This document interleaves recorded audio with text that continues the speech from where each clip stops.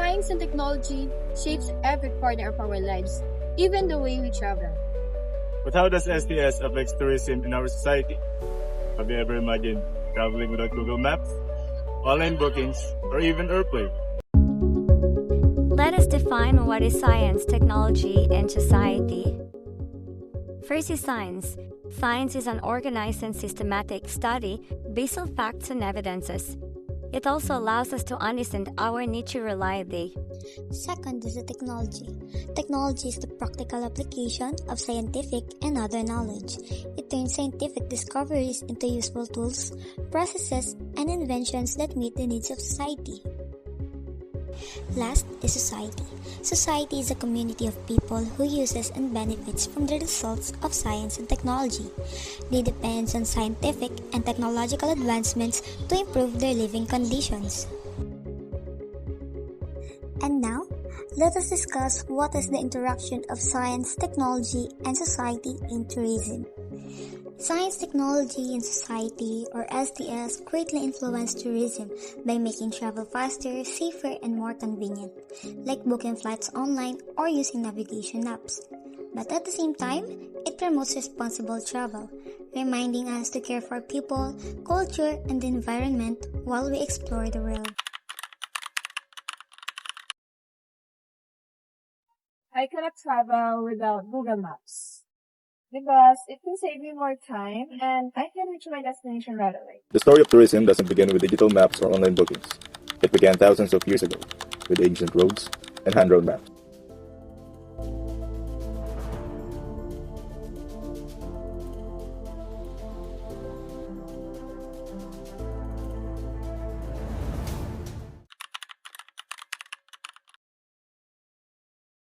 So if we look back, some of the earliest technologies used by ancient people were simple, like roads built by empires. It helps merchants and travelers to move quickly to another location.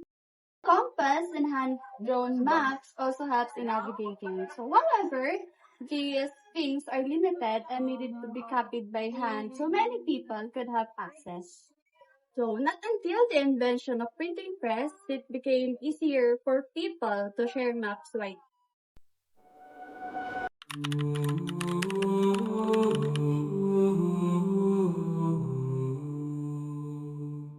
Before travel was about adventure or leisure, it was about survival and trade. People journeyed to exchange goods, seek food, and expand empires. Fragile hand-drawn maps, uncertain and in conflict, guided them through unknown lands. Travel was not a luxury, but a necessity. Then came the printing press, a revolution that changed not just knowledge, but the very purpose of travel. Maps could now be corrected, copied, and shared. Journeys were no longer only about trade. They became quests for discovery, science, and power. Curiosity drove explorers to the edge of the world, searching for the answers. With every great voyage, the world grew smaller. Travel was no longer just about trade or knowledge. It became about expansion, conquest, and connection. Explorers sought new lands, merchants chased wealth, and cultures collided in both exchange and conflict. These journeys reshaped entire societies, proving that travel could redraw not only maps, but the destiny of nations. Today, travel is no longer limited to survival or empire. It has become a choice. People journey for leisure, education, and connection. From ancient hand-drawn maps to digital navigation apps, travel has shifted from a necessity of the few to an experience for the many.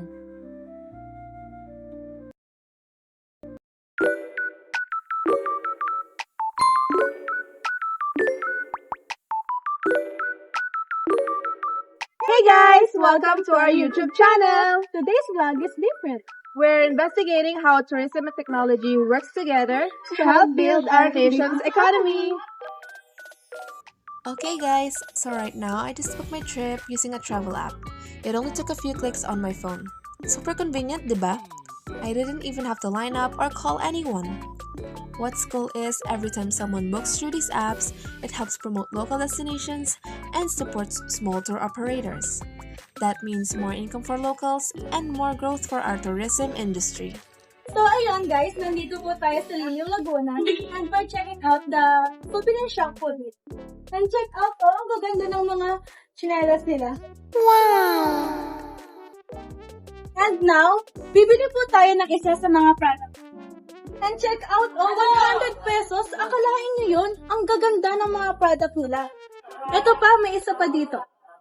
Wow! And now, nakabili na po tayo ng bibilhin natin. Kuya, bibilhin ko na po siya. Look guys, instead of cash and paying with GCash, before, they could only sell people with cash on hand. Now, anyone with people or e-wallets can support their business instantly. Ito po yung payment namin. Thank you. Thank you po. Thank you very much.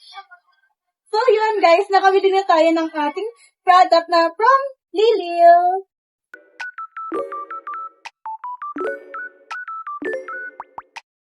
So guys, we've seen how tourism and technology work together to build a stronger economy, create jobs, and support communities. But here's the biggest question. Does technology really improve people's lives? With travel, connection is everything. With social media and communication apps, tourists can stay on their experience, stay close to their loved ones, and meet new people along the way. But this isn't just about fun. It's about human flourishing, because relationships and belongings are at the heart of a good life. So the focus of this vlog is not just about the destinations I visit, but how the ways in which tourism technology helps me to interact with the world, my loved ones, and meet new people. In fact, studies on smart destinations shows that technology is now one of the biggest factors that makes travel experiences richer and more meaningful.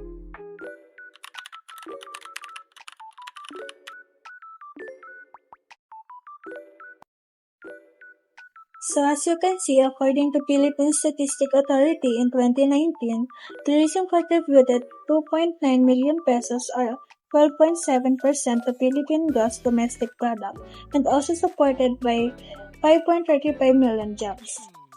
The Department of Tourism stated that 5.35 million international tourists visit the Philippines in 2023. So to answer to our main question, does technology really improve people's lives? It's a yes. It's about connecting, sharing, and experiencing more meaningful world, not just about convenience. So technologies related to tourism strengthens relationships as well as our economy. They enable us to express our happiness, build relationships, and genuinely enhances significance and connections to our travel experiences. Thank you for watching.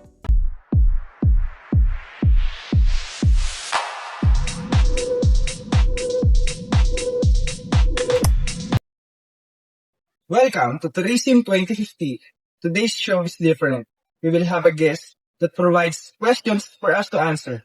Today, we will talk about how science, technology, and sustainability will shape how we travel in the future. The truth is, tourism has harmed many places like coral reefs and forests. By 2050, we need to balance travel and nature protection. So how can travel stay enjoyable without destroying the environment? One answer is better transport. For example, the Hyperloop will cut travel time across continents by 80%. It runs on renewable energy, so it's cleaner and produces less carbons than airplanes. Wow! And what about the experiences when travelers arrive? Augmented reality will change the way we see heritage sites. Imagine standing in old ruins and seeing them rebuilt on the spot through AR glasses or your phone. On the environmental side, AI drones will check the health of animals and habitat. They will help limit visitor numbers in a real time, making sure that places will not get damaged. So AI will decide how many people can visit a site depending on its condition. Yes, exactly. This is called smart and sustainable tourism. There's also virtual reality. People can explore fragile places from home like Mount Everest and which protect the hillside. That sounds responsible and exciting at the same time. Tourism in 2050 will also support conservation, helping both travelers and nature. So in 2050, tourism is not only for fun. And it's also about caring about the globe. Right. It's a new way of travel, guided by technology, respect, and sustainability. A future where wonder and responsibility go together. Let's take a quick look at how tourism changed through time.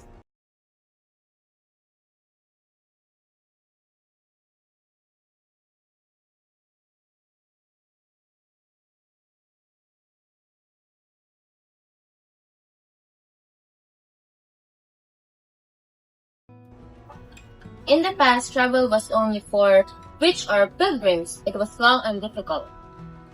Then came the Industrial Revolution with trains and steamships. Later, planes and package tours made travel possible for millions. Today, travel is everywhere, but we face problems like overcrowding and damage to nature. In 2050, with smart technology, clean transport, AI, and virtual travel, tourism will be more sustainable. From ancient travel and future tourism, it keeps changing for a better tomorrow. The past and present guide us, but the future invites us to explore with respect, creativity, and balance.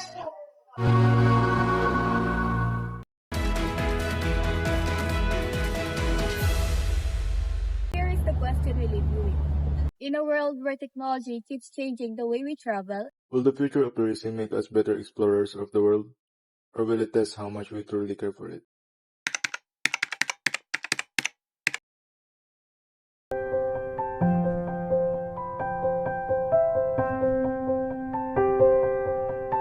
hanap na po tayo ng mai-interview natin.